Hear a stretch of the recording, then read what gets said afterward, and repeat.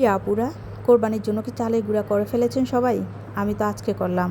আর তাই চালের গুঁড়ার ব্লগটা নিয়ে আমি আজকে আপনাদের সাথে হাজির হলাম রিভাস ডেইলি লাইফ থেকে। আমি রিভা বলছি, কুমিল্লা থেকে। আসসালামু আলাইকুম সম্মানিত ফলোয়ার্স বন্ধুরা, কেমন আছেন সবাই? আশা করি আল্লাহর অশেষ রহমতে সবাই ভালো আছেন। মনে হচ্ছে অনেক চালের গুঁড়া, এত চালের গুঁড়া দিয়ে কি করব? আমি তো একা মানুষ। আসলে এই চালের গুঁড়া সবগুলো আমার না, এগুলো আমার আম্মু আব্বু আছে, আমার পরিবারের জন্য, সবার জন্য একসাথে করে ফেলেছি। তো এখান থেকে আমি হয়তো কিছু নিব, আর আম্মুর জন্যই বেশিরভাগ। তো আজকে এই চালের গুঁড়া করতে গিয়ে আমার রুমের হাল অবস্থা সব কিছু আমি আপনাদের সাথে শেয়ার করতে যাচ্ছি। আর প্রথমে আমি এখানে 5তলা ছাদে আসলাম গুঁড়িগুলো শুকাতে আসছে, দেখলাম যে একটু গুঁড়ি পড়ে গিয়েছে। একটু গুঁড়ি পড়ে যাওয়াতে আমার অনেক কষ্ট লাগলো, কারণ আমার আব্বু অনেক কষ্ট করে গুঁড়িগুলি ভাঙিয়ে এনেছে দোকান থেকে। আনার পরে যখন দিতে গিয়েছে তখন এই যে একটু গুঁড়ি পড়ে গিয়েছে। আসলে আমাদের দুইটা ঈদের কাজকর্মই সম্পূর্ণ দুই রকম। রোজার ঈদে একরকম কাজ করতে হয়, আর কোরবানি ঈদে তো কাজের চাপটা একটু বেশি বলা যায়। কারণ আমরা আসলে ছোটোবেলা থেকেই সব সময় কোরবানি ঈদের সময় এই চালের গুঁড়াটা করে থাকি রুটি খাওয়ার জন্য। এখন অনেকে এটা স্কিপ করে, শহরে অনেকেই করতে চায় না, ঝামেলা মনে করে। কিন্তু আমরা আসলে সব সময় আমরা এই ছোটোবেলা থেকে আম্মু দেখেছি করে আসছে চালের গুঁড়ার রুটি। কারণ ওই মাংসটার সাথে কলিজাটা ভুনা করে সবার আগে, আর কলিজা ভুনার সাথে চালের রুটিটা অনেক বেশি মজা লাগে। আমাদের জন্য খুবই পছন্দনীয় একটা খাবার থাকে কোরবানির ঈদের দিন। তো আমি চলে আসলাম গুঁড়িগুলো দিয়ে নিচে। এই যে দেখেন গুঁড়িগুলো রাতে আমি এখানে ভাঙিয়ে আনার পরে আমি এখানে রেখেছিলাম। রাখার পরে এই আমার বাসায় যে পিচ্ছিগুলো আছে, বাচ্চাগুলো আছে, এগুলো তিনটা বাচ্চা আছে, তিনটা বাচ্চা এগুলো নিয়ে যা অবস্থা করেছে আমি টের পাইনি। আমি একটু ওইদিকে কাজে ব্যস্ত ছিলাম। এসে দেখি ওরা গুঁড়ি দিয়ে খেলে, তারপরে এগুলোকে ছিটিয়ে মনে হয় যেন আমার অনেক খুবই আনন্দ করেছে গুঁড়িগুলো নিয়ে। তো আর কি করব, বাচ্চা মানুষ, কিছুই বলা যায় না। তো রাতে এইভাবেই ছিল, আর ধরি নাই, কারণ অনেক রাতে দেখেছি আমার আর সম্ভব নেই তখন এগুলো পরিষ্কার করা। তো ভাবলাম এখন এগুলো পরিষ্কার করে ফেলি। আর পরিষ্কার করার জন্য আমি পুরো চাদরটাই উঠিয়ে ফেললাম। চাদরটা উঠিয়ে ভালোভাবে ঝেড়ে একদম পরিষ্কার করে, আর এসে সাথে আমি তোষকটাও একটু ঝেড়ে নিচ্ছি, কারণ একসাথেই করে ফেলি এই সুযোগ কোরবানির আগে। এটা হয়ে গেল, চাদরটাও ধুয়ে ফেলা যাবে, এই আর কি। আপনাদের ভাইয়া যেহেতু থাকে না, আমাকে এক হাতেই সব কিছু করতে হয়, সামলাতে হয়। একদিক দিয়ে বাচ্চারা আছে, আরেক দিক দিয়ে সংসারের সব কাজকর্ম সব কিছু একাই করতে হয়।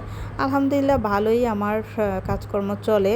যতদিন সুস্থ আছি অতদিন তো করতে পারি। সুস্থ থাকলে আসলে কাজ কোনো সমস্যা না, কোনো পেরেশানি লাগে না, কাজ করতে ভালোই লাগে। সব কিছু যখন গুছিয়ে, এই যে যখন চাদরটা বিছিয়ে ফেললাম, দেখুন মাশাআল্লাহ আমার রুমটা সুন্দর হয়ে গেল। একটা রুমের সৌন্দর্য কিন্তু একটা চাদরেই, বিছানা চাদরটাই। তারপরে চলে আসলাম কিচেনে। এসে এখন আমি হাতটা ভালোভাবে ধুয়ে মুছে, তারপরে এই যে টেবিলটা তো গুঁড়ির পড়েছে চারদিকেই, কিন্তু যেখানে যাই সেখানে মনে হয় যে গুঁড়ি পড়ে আছে। তো সব কিছু একদম এ টু জেড সব কিছু একটু মুছে নিচ্ছি আমি, কারণ ঈদের আগে কাজগুলো তো এমনিতেও করতে হবে, ধোয়া দায়ী মোছামাছি সব কিছু একদম নিট অ্যান্ড ক্লিন করতে হবে বাসাটাকে, সেগুলো মাথায় ঘুরছে।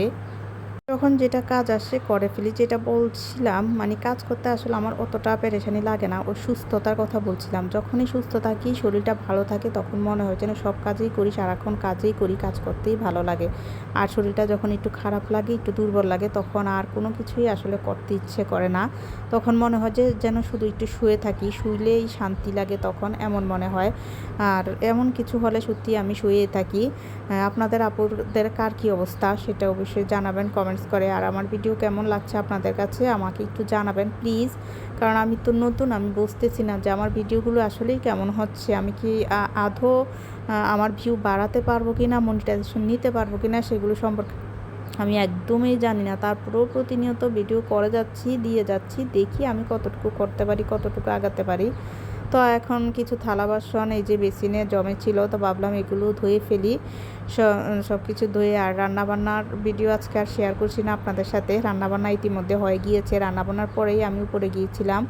উপরে গিয়ে গুঁড়িগুলো সুন্দর করে আব্বাই মেলে দিয়েছিল, তো আমি একটু ঘেটে ঘুটে দিয়ে আসলাম যেন তাড়াতাড়ি একটু শুকিয়ে যায়। এখন তো বৈশাখ মাস, কখন বৃষ্টি আসে, কখন অন্ধকার হয়ে আসে, বৃষ্টি আসে, সেই জন্য একটু ভয়ে ভয়ে থাকতে হয় সারাক্ষণে, খুব মানে রেডি থাকতে হয়, কখন বৃষ্টি দেখলেই যেন দৌড় উপরে যাইতে পারি, সেই জন্য আসলে প্রস্তুত থাকতে হয়।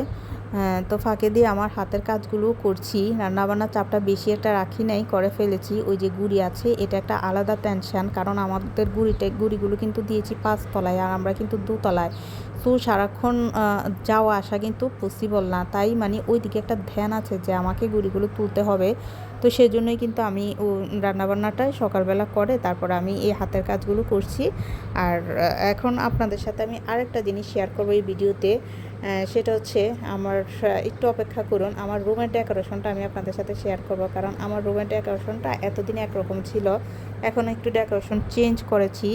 তো আমি এগুলো কিন্তু সব কিছু শেষ করে গুঁড়িটা দিয়েছি, এটা আমি দেখাতে পেরেছি, কিন্তু গুঁড়ি আনাটা, ছাদ থেকে আনাটা আর আপনাদের সাথে শেয়ার করতে পারিনি। ওই সময় আসলে আর ভিডিও করা সম্ভব হয়নি, কারণ দুপুরের পরে তো শরীর এমনিতেই ছেড়ে দিয়েছে, কখন গুঁড়ি আনবো, কখন একটু শুভ রেস্ট নিব দুপুরে খাওয়া দাওয়ার পর, সেটাই মাথায়।